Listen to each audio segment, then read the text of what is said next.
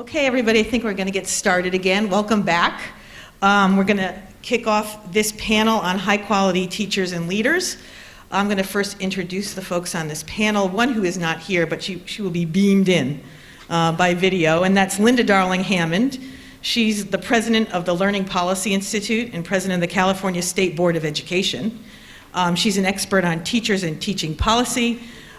Linda, with NCE's support, recently published a landmark international comparative study on teacher quality policy in top performing education systems.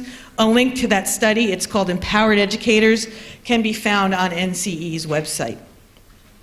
Peggy Brookins, to my right, is the president of the National Board for Professional Teaching Standards and is a nationally board certified teacher herself. She was the director of the Engineering and Manufacturing Institute of Technology at Forest High School in Florida. Chris Lloyd, to my left, is the president of the Montgomery County Education Association in Montgomery County, Maryland. MCEA is one of the largest local affiliates of the NEA in this country. Chris has been a teacher in Montgomery County schools for 30 years and is a nationally board certified teacher in career and technology education.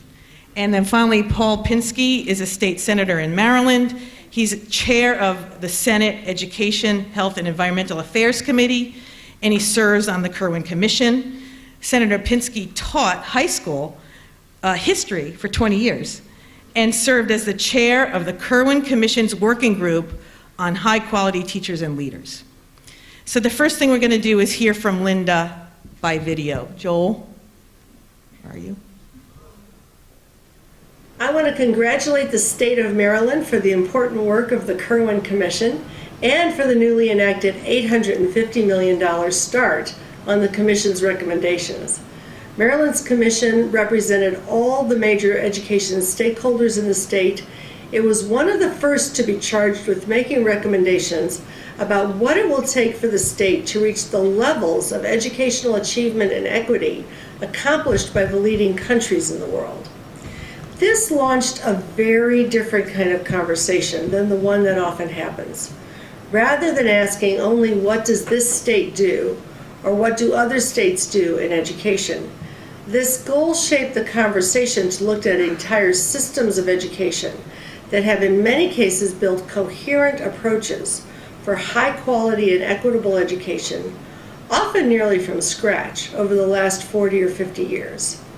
With help from the National Center for Education and the Economy, the Commission relied on some of the best research, evidence, and expertise that the U.S. and other countries have to offer.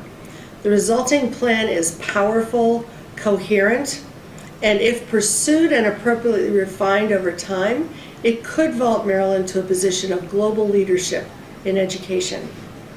Of note, the plan appropriately places teachers and high-quality teaching in the center and pays close attention to what places like Singapore, Shanghai, Finland, and Canada have done to create the opportunity for student success by creating systems that enable strong expertise and supports for all teachers, not just those who are lucky to live in the more affluent communities or to have stumbled into good preparation. Part of this system in places like Singapore and Shanghai is the development of a career ladder that is determined by teachers' expertise, which guarantees that every school will have senior and mentor teachers to help novices improve and all teachers engage in collaborative learning, action research, lesson study, and other practices like that.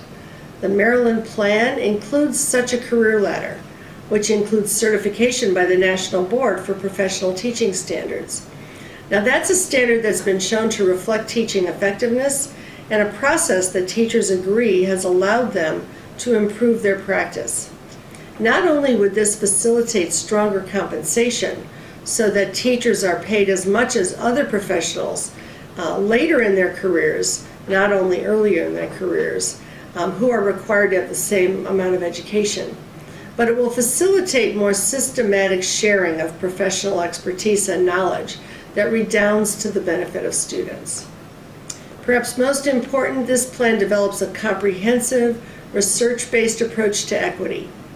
Measures include a new factor for students living in concentrated poverty in the state school finance formula, additional teachers for schools serving students from low-income families and students of color, wraparound comprehensive services for parents of young children and children themselves, high-quality child care and early childhood education, increased funds for special education, a new system under which schools in trouble will be adopted and mentored by leaders of schools serving similar students that are performing at a high level, a practice borrowed from Shanghai, and new curriculum resources along with new support for teaching that curriculum.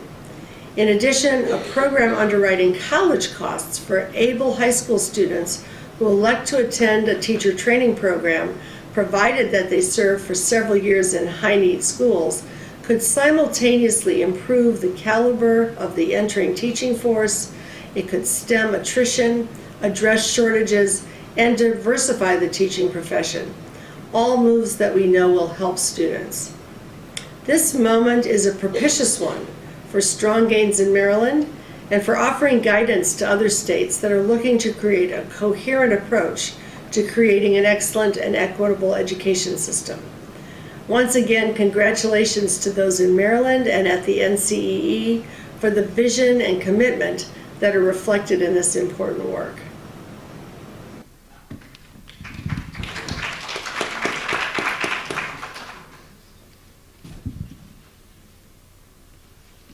Good morning. Good morning. I'd just like to thank Mark and Betsy and Brett and Rachel for the opportunity to be here today, but more so importantly for being bold and for thinking about what I have thought about my entire life in education for the last 43 years that I've spent, is that you don't get people to change by complaining about what's wrong. You get them to change by showing them that what they're doing is obsolete. So the Curran report to me has done that. And reading that and how excited I am, and I'm trying to curb it right now, being up here, is to think about how ambitious this report is and how ambitious it is to improve teaching and learning in Maryland. The National Board is thrilled to see the focus on elevating teaching and elevating the profession in order to improve teaching and learning. Our work is perfectly aligned with recommendation 2, and that recommendation says raising the standards and status of the teaching profession, including a performance-based career ladder, salaries comparable to other fields that have similar educational requirements. We are an organization that was born out of A Nation Prepared, and our organization was founded to strengthen standards in teaching and to professionalize the teaching workforce. So we are so happy what has transpired in this report.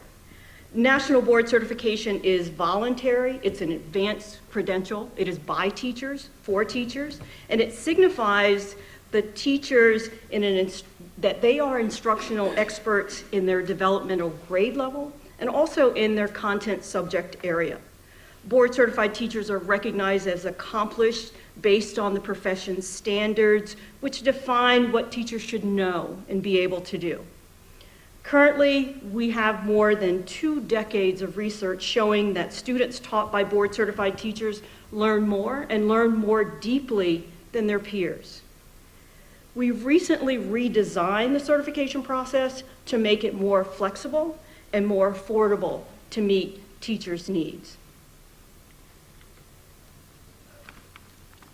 We know that in Maryland, in the last 30 years in our history, we've certified 122,000 teachers across this country. In Maryland, in large part due to the leadership of the folks on this panel, we have certified more than 3,000 teachers in the state of Maryland. Last year, 140 very diverse teachers in Maryland earned this rigorous certification.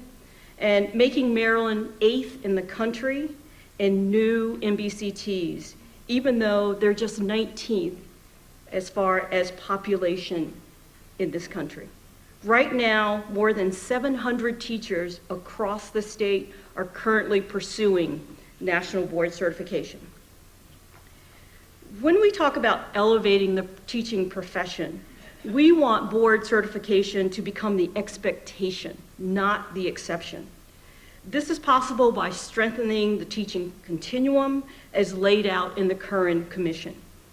National board certification can be a lever to elevate teaching and elevate the profession, and it has the same status of learned professions like doctors, attorneys, architects, and engineers. Many of you have been around probably as long as I have, think that National Board has this reputation for being for the elite. This is not true. It is for the diverse. It is for those who are wishing to make a huge transformational change in the way that they teach and approach the profession and how they impact students as well. And we at the National Board absolutely believe in that. We know that given the right structure and support, just as Maryland is recommending in this report, National Board certification can be a natural act for teachers. And I just want to give you one example from the medical profession. In medicine, where more than 80% of doctors are board certified, this isn't by chance. And it's not required. It's because it's an expectation from the very beginning. It's a goal that doctors intentionally set for themselves. In medicine, the professional continuum begins with pre-med, then to residency. That process is followed by independent professional practice, and then board certification. I do not go to a doctor who is not board certified. Each step builds on the previous experience to produce a coherent development journey that is clearly articulated towards expert practice.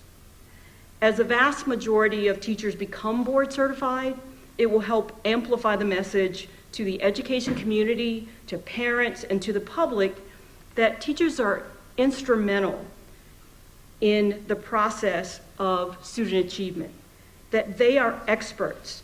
And this notion of teachers being professionals who are deserving of status and pay that goes along with that. States can help. States can create career ladders based on national board certification to better leverage this pool of expertise. Maryland is moving in that direction from the current report.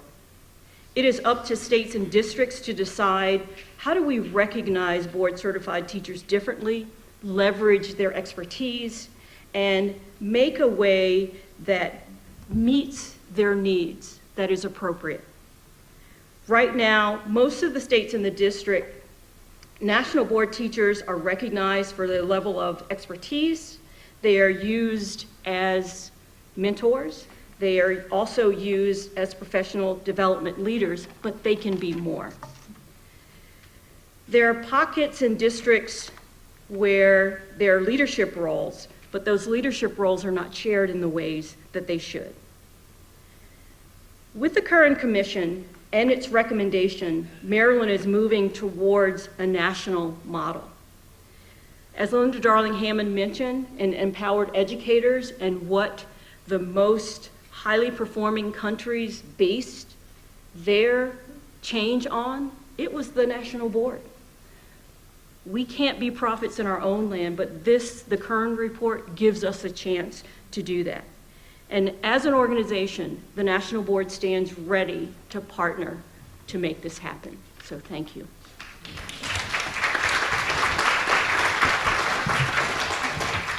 Good morning. That was kind of weak, but I'll take it.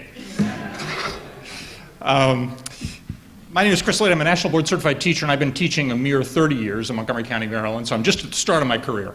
And part of what I think we know is that the landscape of the children we teach has changed dramatically. After Katrina, Gloria Ladson-Billings wrote an essay titled "Now They're Wet."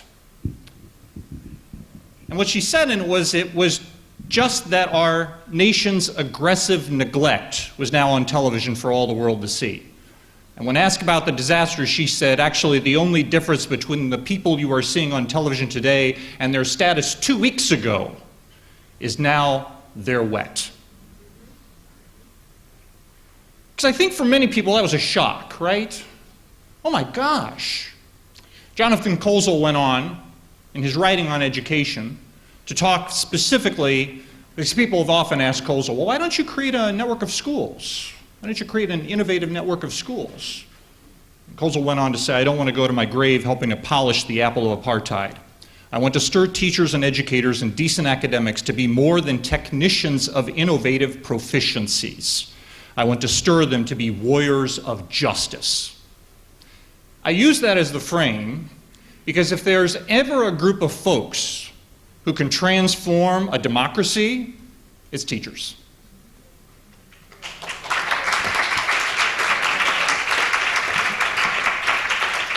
So I start with that frame because you have to understand my mindset. Because I think sometimes when people hear union president, they go, union president, you put this into a hole over here, right? Like, oh, check that box. I believe strongly that as we approached our evaluation system a few years ago, almost 20 years ago, our evaluation system was probably kind of similar to other teacher evaluation systems around the country. It had 15 lines on it, 15 statements, and you were ranked satisfactory or unsatisfactory along the 15. And I can remember because I'm a career changer. I came from broadcast journalism, so my first year in teaching at Blair High School, my principal came over to me and he goes, man, you're doing a good job with kids, you're teaching television, nice job, my kids are learning a lot. Here's the evaluation, everything looks good. Could you do me a favor and fill in a few narrative comments on these lines before I send it up to HR? Right. That was not an uncommon experience. Let me tell you, my evaluation the first year was stunning. Okay? And I say that because we recognized as teachers that we weren't growing, that this was not a system that was building any kind of professional growth. And if you don't have a system that builds professional growth in a really important education system, kind of is self-defeating. Hey kids, it's really important to learn. I'm not learning anything, but I want you to learn. So it is about continual learning. So we proposed a professional growth system. We went around the country, we looked at it. Paul was actually involved with it at that point as well. We looked at many, many systems, peer assistance and review programs, professional growth systems, and then went to the national board and said, you know what, we've got 5 great core competencies here. Let's use those core competencies as our standards by which we are going to be evaluated. And we built a system whereby we have an evaluation that is embedded in a professional growth cycle where teachers then play a significant role in the evaluation of other teachers. Now that is, I can tell you 15, 16, 17 years ago when we did it, it was kind of odd. People looked at us like, what are you doing? Okay. In fact, the first superintendent we took it to said, that's not teacher work. That's administrator work. You're confused. But we're persistent. So we came back when we had a new superintendent and said, hey, want to try this? And he went, yes. Dr. Jerry Wiest at the time said, yes, let's do that. Because he recognized the value of those closest to the work, doing that work and making judgments. So a panel of principals and teachers who work every day in schools constitute a panel. We have consulting teachers that work with every single first-year teacher for an entire year to be able to build their capacity. And every single underperforming teacher for an entire year before we make a decision about what we do with that teacher, whether they're in the right fit or not. This is work that we consider to be, frankly, work that is aligned with the medical profession or the legal profession. You can't be a doctor if your colleagues around you are not convinced that you're doing the right thing. And you can't be a lawyer if your colleagues around you say, you're not passing muster here. So our notion is you don't fire your way to success, you build your way to success. You grow your way to success. It impacts staff morale very positively. There's a level of accountability that's peer-related, and it builds a very strong workforce. So instead of that 15-line now, we actually have a series of narratives, observations that are conducted in classrooms that are written to the 5 core propositions. We believe that has power. And our next level of work, which we're really excited about, is actually premised upon a good portion of what Paul and Rachel and others wrote. And that is the Teacher Prep Collaborative Program. So we've got this crazy harebrained idea in talking with our folks that we would like to see and partner with a university that would have their candidates take their junior and senior level classes on site in a learning cottage. Portables, for those of you who know otherwise, okay? At high needs, at a school with resilient children.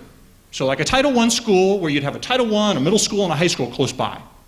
So we would actually have junior and senior level classes taught there, and they would do their residency and their clinical experience right there in the building. So we're really excited. We just have to find the right partners and work through this. But that's never prevented us before. You dream big, and then you try to make that dream a reality. So our goal is to be able to do that, and the master teachers on the career lattice, the master teachers will be our directing teachers or our cooperating teachers, right? The step above that, we have kind of the lead master teachers alike. We want to work with the university and partner so that our teachers in that building not only teach children, but also teach the teaching candidates. Because we know that in residency programs nationwide, 95%, in Chicago and Boston and other places that have tried this, 95% of the candidates stay in that building. Stay with the system for longer than 5 years. That's a statistic that blows everything out of the water. So we're excited because we think we can use the career lattice on top of our professional growth system to be able to maneuver in a way that builds upon the promise of that. And I think a lot of times people go, well, how do you get highly accomplished teachers to resilient kids, right?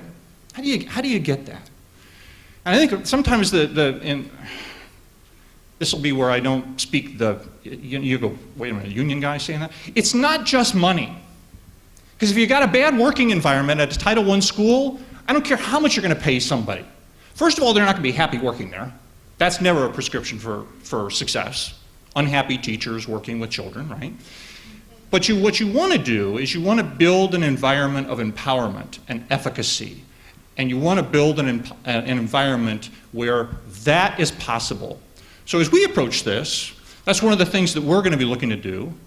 We're also pushing community schools because we think there's a real notion here that as we build, because we've got a community table right now. We're running as a union a community table, getting community input, and then from there, we want to work with folks to be able to build 8 great community schools in Montgomery County.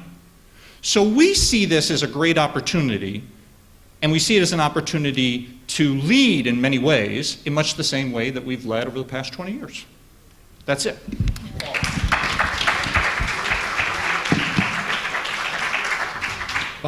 Following these two is very tough, let me tell you.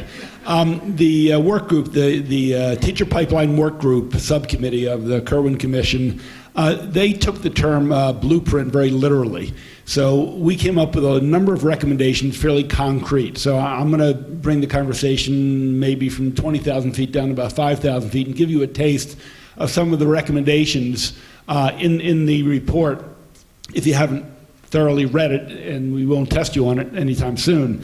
But there are actually 29 recommendations around teacher quality and improving teacher quality. And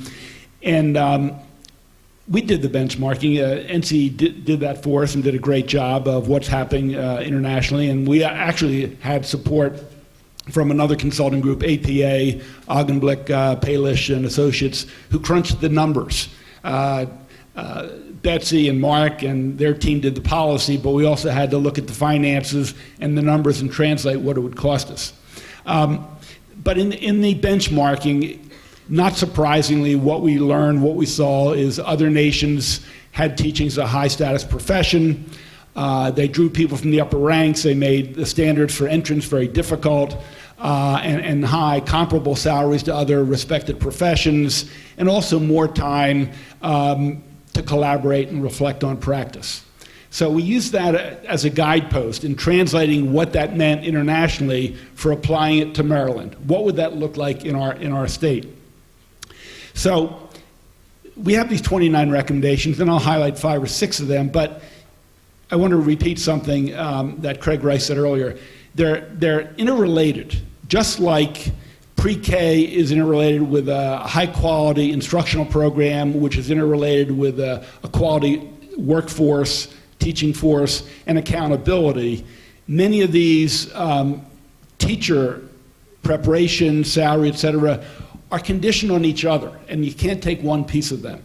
So let me just give you a couple of examples. On teacher prep and induction, we recommend that the practicum not be 7 weeks, but be year-long. Now that puts pressure on the universities. How do you do that in 120 credits? And we say, look, if you go beyond 120 credits, you have to show cause. But rather, we'd actually suggest you integrate the pedagogy classes with the practicum, or reduce some classes, or use summers. But we think understanding what it means to teach the day before the Christmas break, or the first week of school, or the week before testing is very important to these student teachers.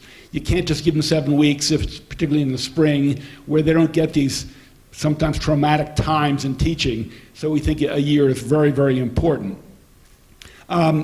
We also want to change some of the curriculum. There's got to be more curriculum on cultural awareness and restorative practices. We have to restructure the teaching of reading, assessing students with deficiencies. And again, we're giving the universities in Maryland 5 years to do this. So their incoming classes they can prepare for. And finally, we are recommending an exit exam, a rigorous exit exam, whether it's EdTPA or PPAT or one of these. We want to start using those models that rely on instruction and reflecting on instruction and changing practice at a very early age, and that will lead into the national board piece in a moment.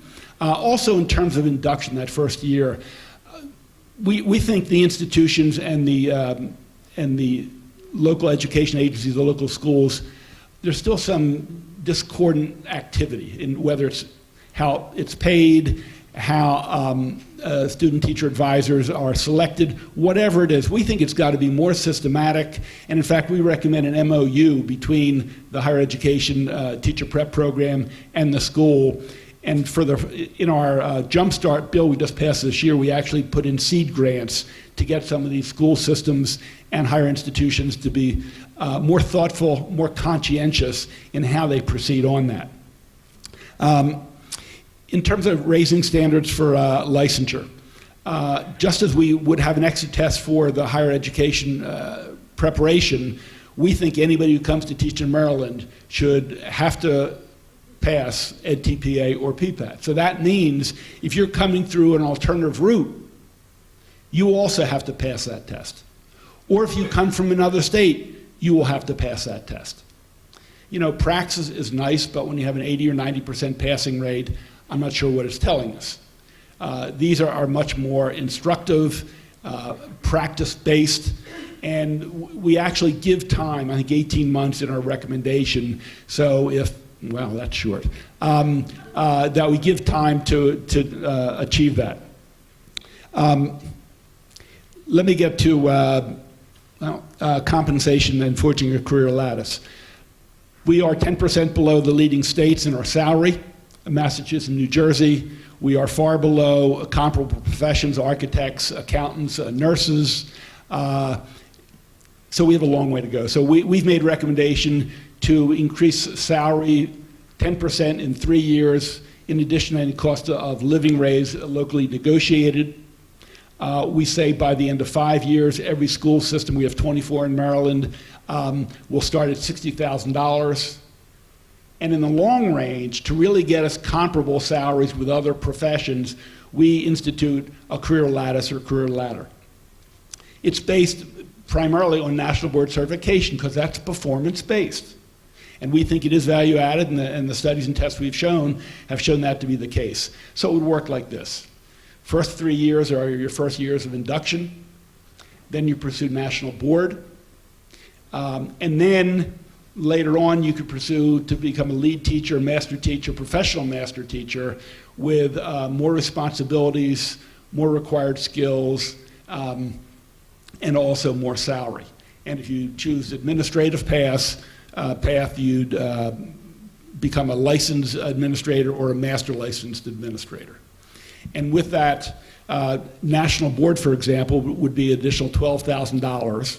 And then for the first renewal would be $8,000, second renewal $7,000, then $6,000. And so if you achieve national board in your 4th year, by your 13th year, I predicted with a $60,000 starting salary, you'd have $93,000. And that doesn't include the additional funds if you work in a high needs school or if you achieve lead teacher or master teacher. So you can get up to $100,000 fairly quickly.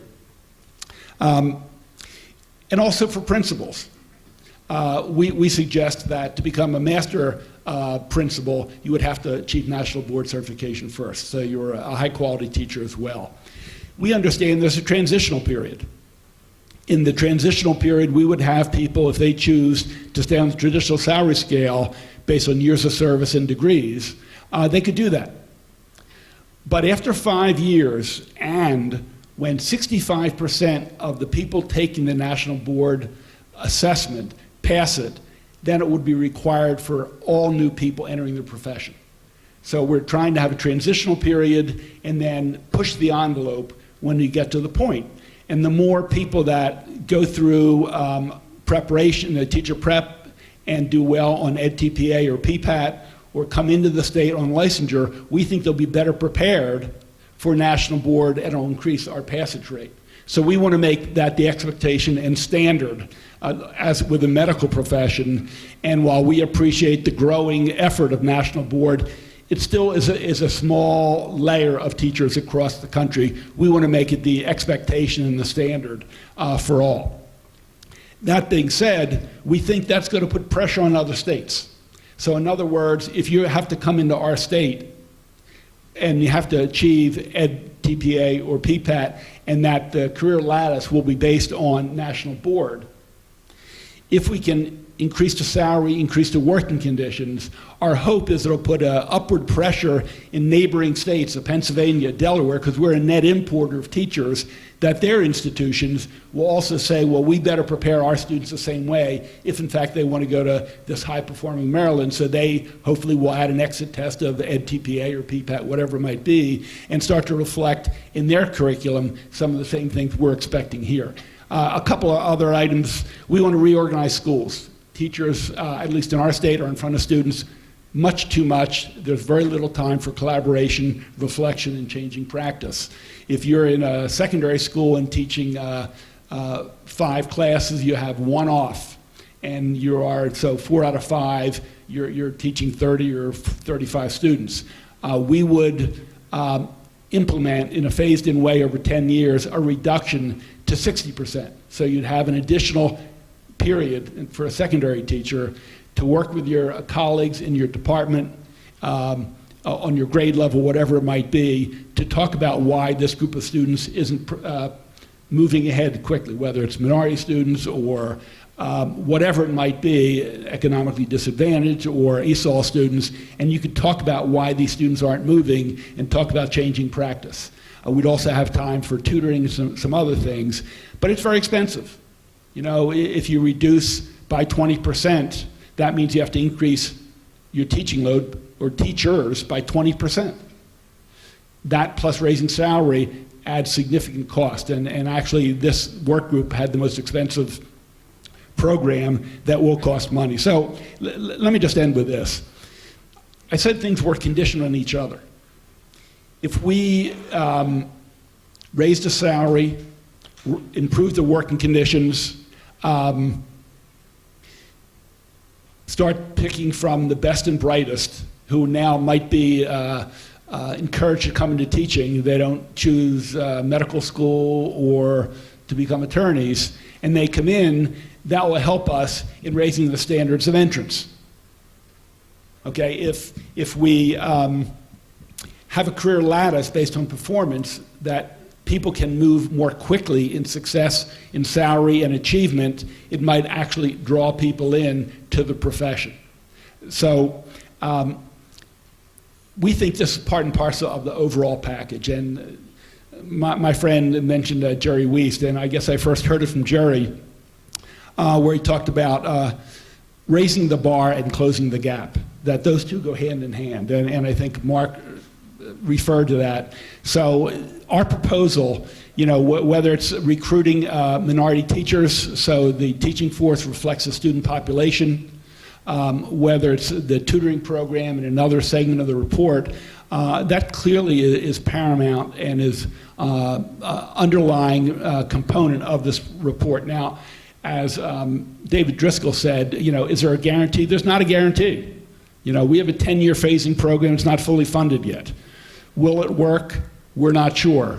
But we think the model, and we think this whole program, particularly when it comes to teacher quality, is a blueprint that's not matched anywhere in the country. And we think with the effort of NCE in promoting this around the country, if we can move ahead on the rate we want to in Maryland, it'll put pressure in nearby states and across the nation that everyone will raise the standards and see the importance of, in fact, raising the bar and closing the gap.